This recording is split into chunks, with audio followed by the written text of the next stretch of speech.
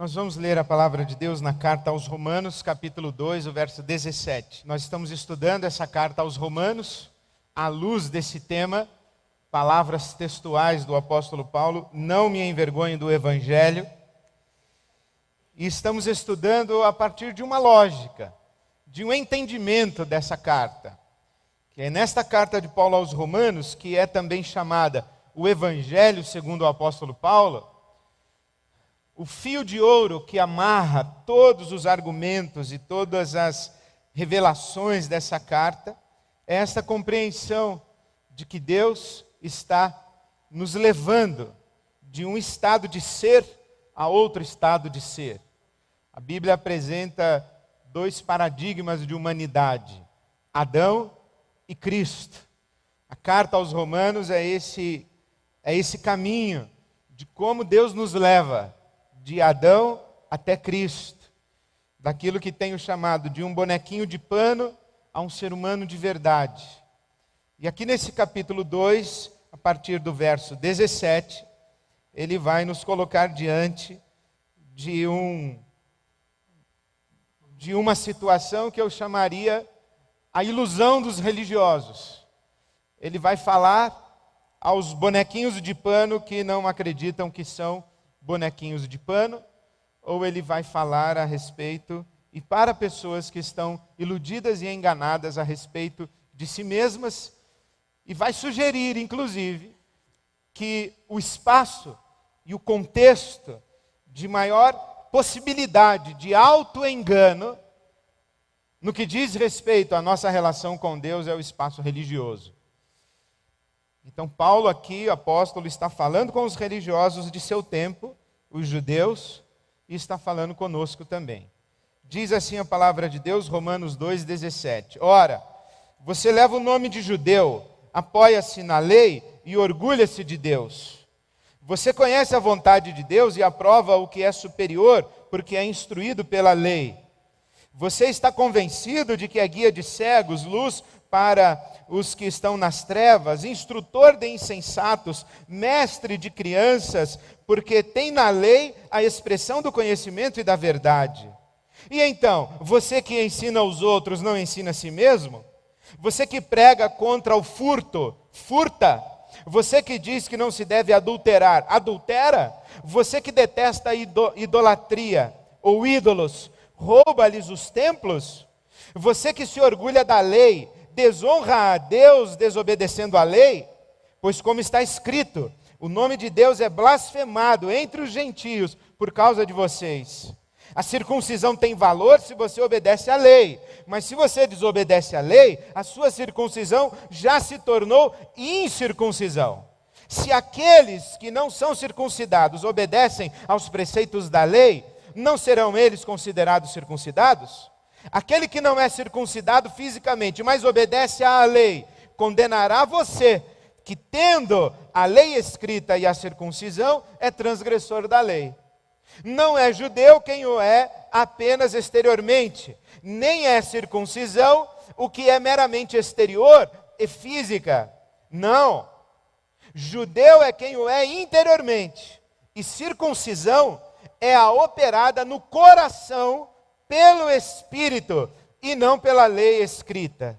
Para estes o louvor não provém dos homens, mas de Deus.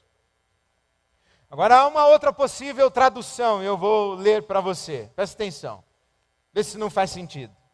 E você que diz que é evangélico e acredita que é filho de Deus. Você que se apoia na Bíblia e se orgulha de saber de Deus. Você conhece a vontade de Deus e aprova o que é superior, porque você conhece a Bíblia Sagrada.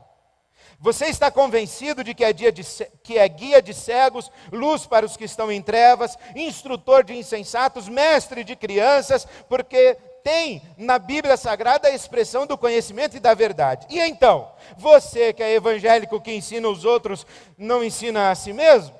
Você que prega contra o furto, furta?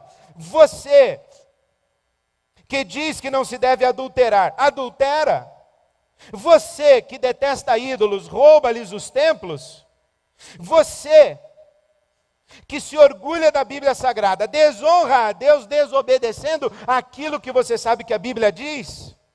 Olha, ser batizado nas águas e fazer parte de uma igreja evangélica só tem valor se você obedece à Bíblia. Mas se você desobedece à Bíblia, o seu batismo nas águas e o fato de você ser membro de uma igreja evangélica é como se você não fosse batizado e como se você não fosse de igreja nenhuma.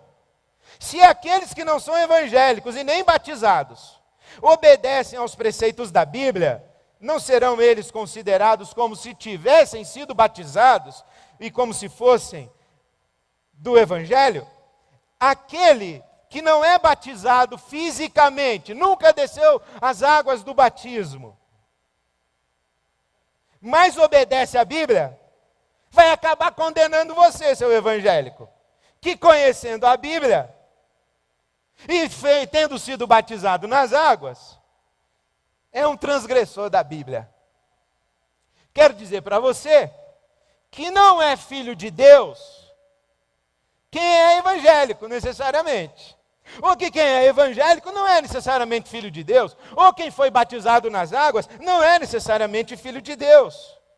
Porque esse batismo nas águas e essa presença, essa participação numa igreja evangélica é uma coisa exterior e física.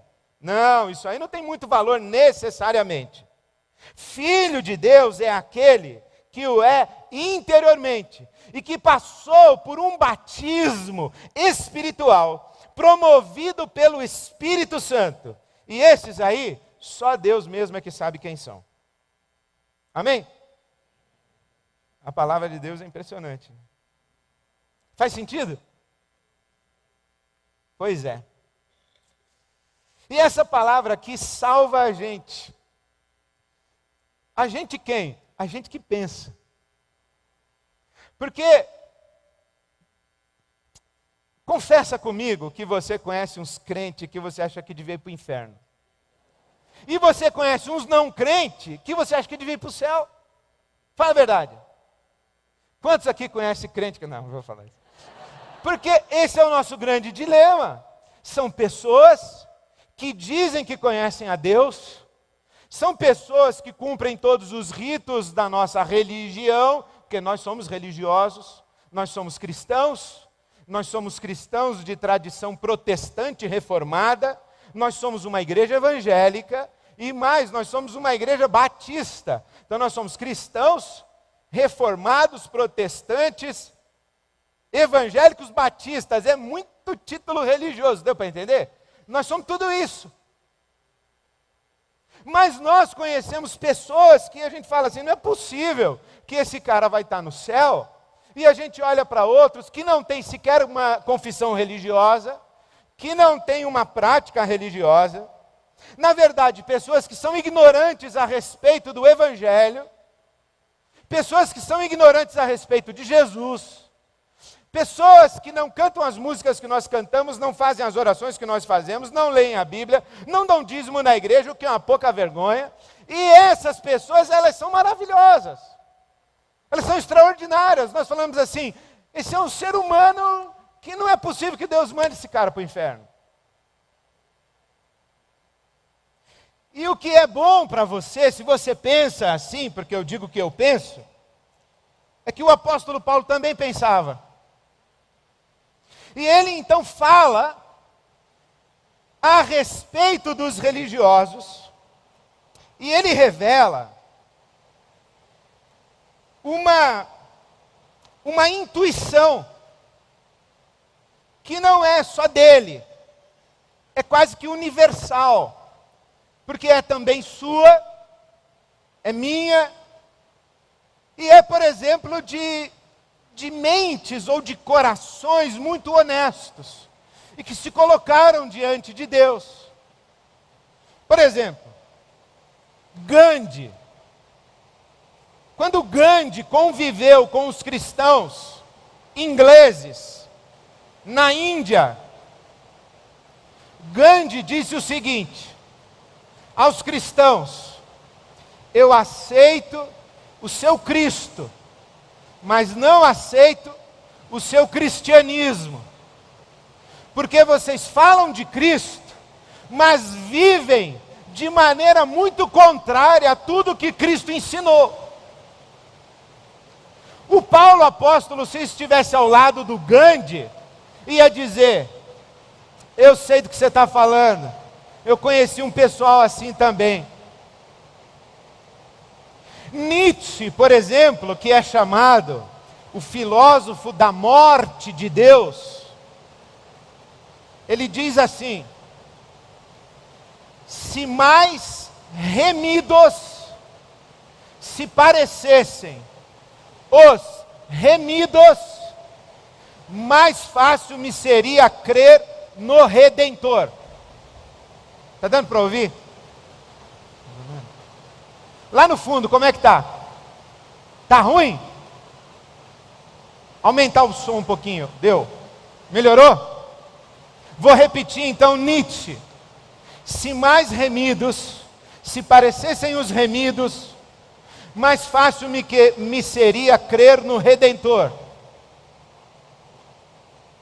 E por exemplo, Kierkegaard, que é um filósofo, teólogo, dinamarquês, considerado o pai do existencialismo cristão, e que não é visto com muito bons olhos por alguns mais tradicionais e ortodoxos. O Kierkegaard disse o seguinte, vou ler o que ele falou, palavras literais de Kierkegaard: se alguém que vive em meio à cristandade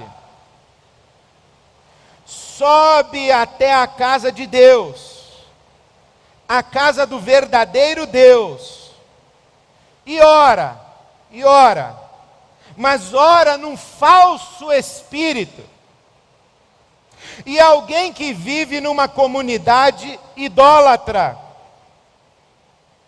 e ora com a paixão do infinito, com a paixão inteira do infinito, muito embora seus olhos estejam pousados em um ídolo, pergunta Kierkegaard, onde encontramos mais verdade? Um deles ora a Deus, mas cultua um ídolo, enquanto o outro ora falsamente ao verdadeiro Deus. Não, perdão. Um deles ora, na verdade, a Deus, muito embora esteja diante do ídolo, enquanto o outro, que está diante de Deus, ora de maneira falsa ao verdadeiro Deus, e portanto cultua um ídolo. Deu para entender?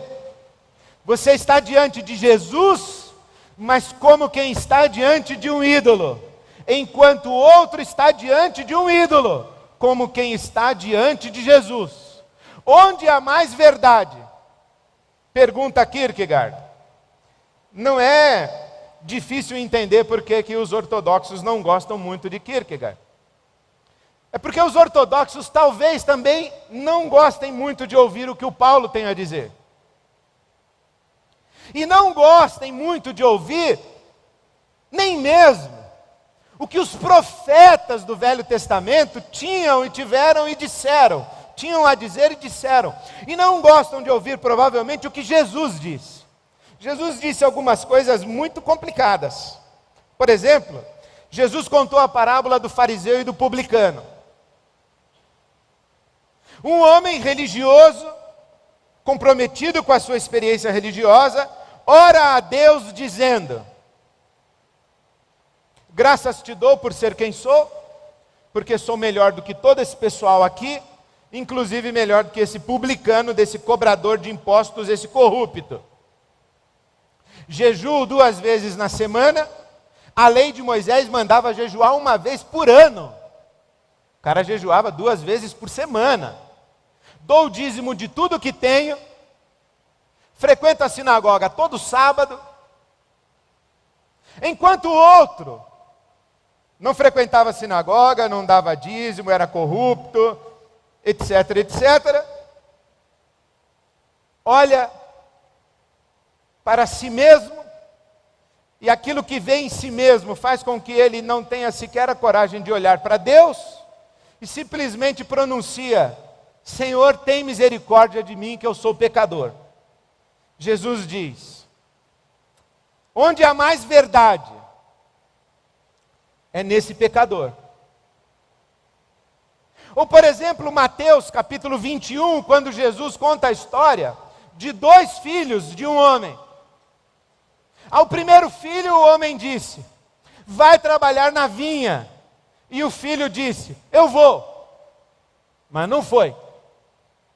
Ao segundo filho disse: vai trabalhar na vinha. E o filho disse: não vou não. Mas foi. Qual dos dois é o filho que fez a vontade do pai? O que foi? Responderam eles. E Jesus respondeu dizendo: muito bem, pois eu queria dizer para vocês que os publicanos, que vocês acham que são corruptos e ladrões, e as prostitutas vão entrar no reino de Deus antes de vocês, vão preceder vocês no reino de Deus. Porque há mais verdade neles do que em vocês religiosos. Não é simples ouvir o que Jesus tem a dizer. E não é também muito confortável para o profeta, que vai sendo ensinado por Deus, como é que funciona o coração de Deus, e como é que os olhos de Deus contemplam a nossa vida. Porque Samuel, quando vai ungir o rei Davi, ele está diante de Abinadab, um dos filhos de Jessé, e Abinadab tinha 2 metros de altura, 1 metro de largura, músculo puro, 4% de gordura no corpo. O Samuel, quando olhou, falou: esse é o cara, esse é o próximo rei de Israel. E já vai se preparando para ungí-lo. E Deus fala: não, esse aí não.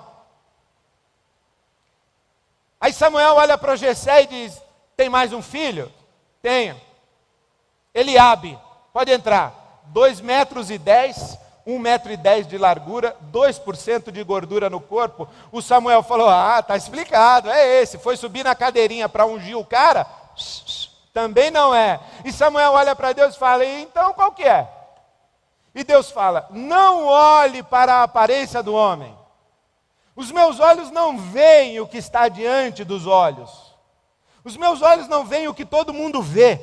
Porque todo mundo vê o que se pode ver. Mas eu vejo aquilo que não se pode ver, que é o coração. E aí Samuel então diz: ok, entendi. Então o Senhor vai ter que me revelar quem é o rei, porque eu não vou conseguir ver. E Deus falou: então senta aí, que nem o pai dele conseguiu ver. E Samuel fica sentado e passam todos os filhos de Jessé. E acabou. E não é nenhum deles. E Samuel diz a Jessé: acabou? Acabou. Aí Samuel: acabou. E Deus fala: não acabou. Existe um que é segundo o meu coração. Samuel vira para Jessé e diz: ele falou lá em cima que tem mais um que é o segundo coração dele. Ah, você vê, o pai esqueceu do cara, né? É impressionante. O pai esqueceu dele. E Deus diz assim: mas eu não esqueci. Porque eu vejo o coração. E é o coração de Davi que é segundo o meu coração. Mas Davi não parece ser rei. Mas o meu coração é assim. Por isso é que o apóstolo Paulo vai falar que Deus escolheu as coisas fracas para confundir as fortes. Deus escolheu as coisas menos sábias para confundir os inteligentes. Diz que Deus escolheu os pobres para humilhar os ricos. E Deus escolheu aquilo que aos nossos olhos não tem glória nenhuma, para revestir com sua glória.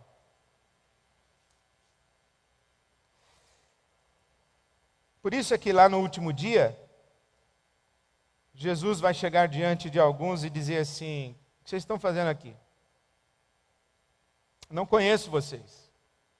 Vocês não são minhas ovelhas. Ah, mas nós invocamos o teu nome. Nós íamos na igreja e cantávamos, Senhor, Senhor. E Jesus diz para eles: mas nem todo aquele que canta para mim, Senhor, Senhor, está no reino do meu Pai. Não, mas nós profetizamos, nós expulsamos demônio, nós... Não conheço vocês. Vocês fizeram as coisas que a religião ensina a fazer, mas o coração de vocês está muito longe do meu Pai. Não sei quem vocês são. Ou imagine uma outra situação, o camarada é convidado, é um pastor convidado, ele veio pregar aqui nesse púlpito, e eu falo, ó, esse irmão aqui é missionário entre os índios já há 32 anos. E eu trouxe esse irmão aqui porque ele faz um ministério extraordinário, mora no fundão da Amazônia, ele trabalha com as populações ribeirinhas do Amazônia, dedicou a vida a Deus e aquela população indígena e de pessoas miseráveis. E também tem um detalhe, irmãos, esse pastor aqui que eu trouxe para pegar hoje, é milionário, ele é herdeiro de uma grande fortuna. E nessa hora que eu estou falando isso, e ele está pregando e o seu coração está em êxtase, você está sendo abençoado, você fala, nossa, que homem de Deus, nossa, eu sou um crente porcaria perto desse cara aí. Você está pensando essas coisas que você geralmente pensa. Entra um sujeito louco, com um revólver na mão, e aponta para o pastor convidado, e eu estou quieto, né, nessa hora, estou quieto, pastor convidado, e ele fala, eu vou te matar. E o pastor convidado diz assim, tudo bem, você pode esperar um minutinho antes de me matar? Posso. Aí o pastor convidado vira para nós e diz assim, olha, eu queria dizer que essa fortuna aí que o pastor falou que eu tenho é verdade, eu sou dono de uma grande fortuna, e enquanto eu estou vivo eu quero fazer uma declaração pública que eu quero que toda a minha fortuna seja doada para os pobres do Amazonas. Amém? Aí todo mundo compungido. Aí ele vira para o sujeito com um revólver e falou, agora eu estou pronto para morrer. E pá, morreu, caiu no pulpo. Aí roda o tempo, você vai para o céu, você quer encontrar aquele cara. Você quer encontrar aquele cara. Aí você pergunta lá pelo céu, ih, Claudinho, já encontrou aquele pastor que morreu lá na nossa igreja? Aí você começa a perguntar e tal. E aí você descobre que o pastor não foi. Não, como assim ele não foi? Ele não está aqui? Mas ele morreu? Não está aqui? Aí você, inconformado, você encontra o apóstolo Paulo. Aí você fala assim, Paulo, você não sabe, Paulo, o cara não está aqui, Paulo. Aí o Paulo vai dizer assim, senta aqui, filho, eu não te falei? Eu não te falei que ainda que eu falasse a língua dos homens e dos anjos, que eu fizesse profecias e conhecesse todos os mistérios, que eu desse todos os meus bens para os pobres, e o meu corpo para ser queimado, e não tivesse amor, era o mesmo que nada. Não te falei? Você não acreditou, né? Você achou que ser pastor, ser missionário com índio, falar bem, doar bastante grana para pobre, e até morrer martirizado, valia alguma coisa para Deus. Mas não vale.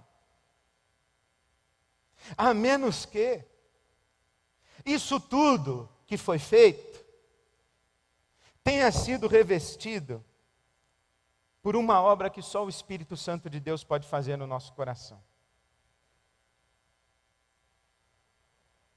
Porque o grande ensinamento desse texto aqui, ele diz assim, olha,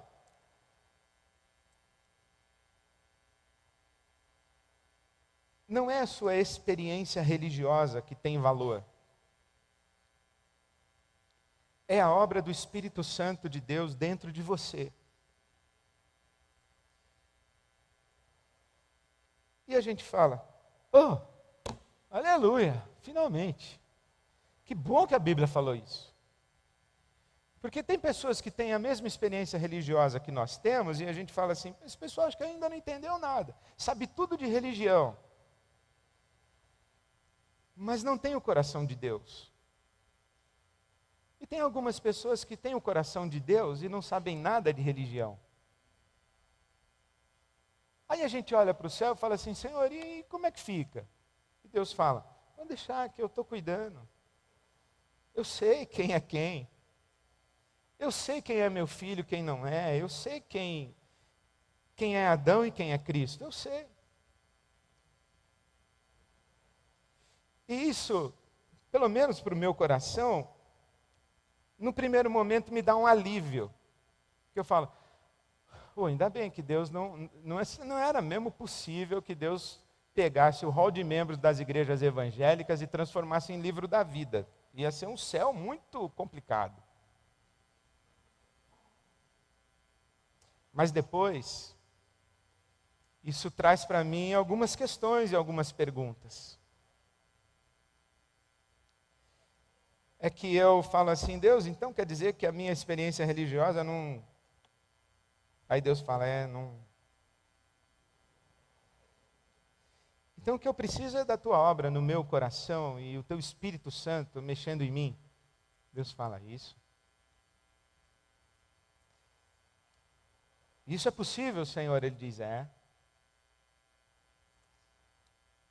Porque não é judeu, ou não é meu filho, não é meu povo, não é dos meus, aquele que o é exteriormente, na aparência, mas é aquele que pelo Espírito Santo foi transformado lá no fundo do seu coração. E essa transformação do fundo do seu coração é necessariamente uma experiência de amor. Porque eu acho que o movimento evangélico brasileiro, ele está polarizado em duas palavras: o poder e a verdade. Há uma disputa nas igrejas evangélicas. Qual igreja evangélica tem o Deus mais poderoso? Já reparou, os testemunhos hoje não são assim antes e depois de Cristo na minha vida. Os testemunhos são antes e depois da igreja X, da igreja Y, da igreja Z. Antes da IBAB, depois da IBAB. Meu Deus. A disputa é mais ou menos assim: venha aqui para a nossa igreja, porque a unção está aqui. O poder de Deus está aqui. Deus vai abençoar a sua vida aqui. Comprometa-se aqui, que o poder de Deus vai alcançar você aqui. Mas tem um outro pessoal que não é muito assim do poder, não. Ele é mais da verdade. Eles falam assim, lá tem poder, mas o diabo também imita o poder de Deus. Mas aqui nós temos a verdade. Nós temos a confissão de fé de Westminster.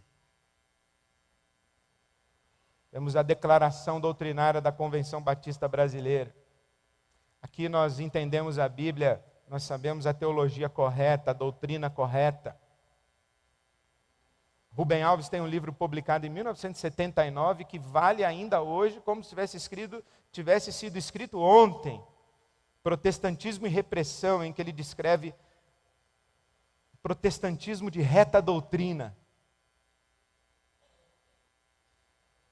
Em que a gente confunde o ter o coração transformado pelo Espírito Santo com acreditar nas doutrinas certas, acreditar na verdade doutrinária. Essa é uma polarização que existe no protestantismo brasileiro já há bom tempo. Os pentecostais com o poder e os não pentecostais, os tradicionais ou históricos, com a verdade. E isso é uma grande estupidez que subverte o Evangelho de Jesus, porque o Evangelho de Jesus não é nem sobre poder e nem sobre verdade. O Evangelho de Jesus é sobre amor. Porque um Deus que tivesse poder, mas não fosse amor, bem poderia ser um monstro. E um Deus verdadeiro que não amasse, bem poderia ser uma mente fria. O nosso problema não é nem de poder e nem de verdade, o nosso problema é de amor. E talvez por isso o apóstolo Paulo tenha dito o seguinte: olha aí vocês religiosos, como a religião de vocês não resolveu o problema de vocês, que é amor. Porque vocês dizem para não roubar, mas vocês roubam. Vocês dizem para não adulterar, mas vocês adulteram. E vocês são iguaizinhos aos idólatras. O que o Paulo está dizendo? Ele está dizendo, vocês têm um buraco dentro de vocês, que vocês acham que vai ser preenchido com alguma coisa que está do lado de fora de vocês. É um pouquinho mais de recursos, é um pouquinho mais de romance. Mas não é isso que vai encher vocês. O que é roubar e adulterar? O que isso tem em comum? O roubo e o adultério têm em comum que ambos prometem satisfazer uma falta que nós carregamos.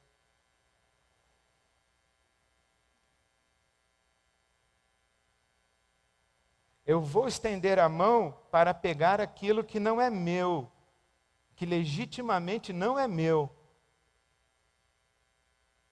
E aí Deus diz assim, por que você vai pegar isso? Não é seu.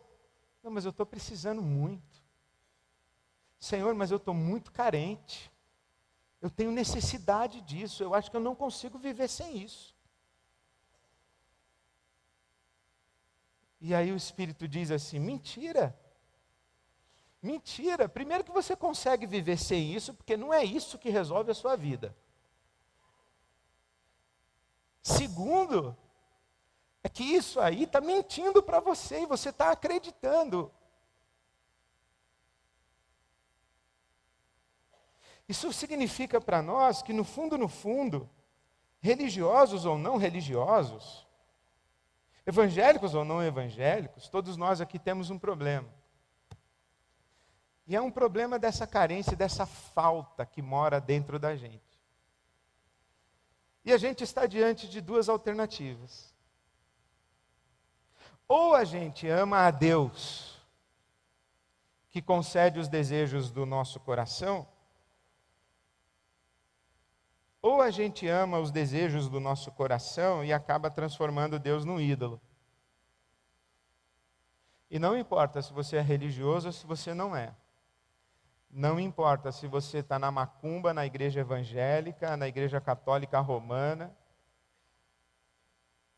Se você está correndo atrás de satisfazer esse buraco do seu coração, e correndo atrás de uma divindade que dê para você isso que vai te resolver, pelo menos na sua opinião, você não está buscando a Deus. Você está buscando um ídolo para resolver o seu problema. A sua carência, a sua falta, a sua necessidade, quiçá o seu desejo, a sua ganância, a sua ambição. Agora, se você cai de joelhos diante de Deus e diz, Senhor, eu tenho uma carência, eu tenho uma falta, eu tenho uma necessidade, eu tenho um desejo, eu tenho uma ambição, mas eu sei que nada do lado de fora de mim resolve isso. É só uma obra do Teu Espírito Santo dentro de mim que resolve. E eu me entrego nas Tuas mãos, não somente eu, mas tudo que eu tenho, e disponho para o Senhor. Eu fico imaginando se acontecesse isso comigo. Acho até que Deus não faria isso, não é essa a ideia que tenho de Deus. Talvez pelo mundo que eu vivo, o país que eu vivo, o movimento religioso onde eu estou. Mas vamos transformar a letra de um dos mais belos hinos da inódia cristã protestante, poesia de Martinho Lutero, Castelo Forte é o nosso Deus. E eu dissesse assim, Deus, eu não aguento mais. Eu não aguento mais conviver com o homem que eu sou. o Adão em mim e me levou ao desespero. E eu estou aqui de joelhos diante de ti, clamando que o teu Espírito Santo faça essa obra dentro de mim. E Deus dissesse: posso levar a sua casa, seu carro, sua roupa? Pode, claro. Sua mulher, os seus filhos? Posso levar o seu nome, a sua reputação? Posso levar a sua saúde? Posso levar a sua visão?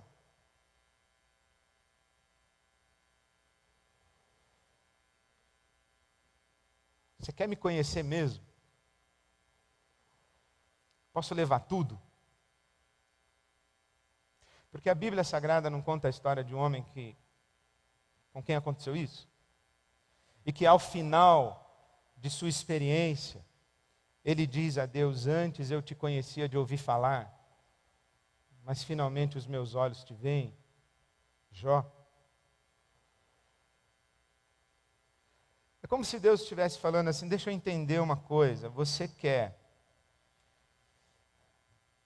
me conhecer de verdade ou você quer que eu faça a sua vida legal?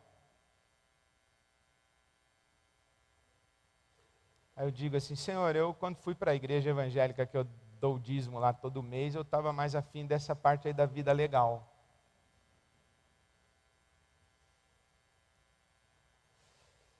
Então Deus, com lágrimas nos olhos, diria: você é um bom religioso, moço. Continua assim, perdido.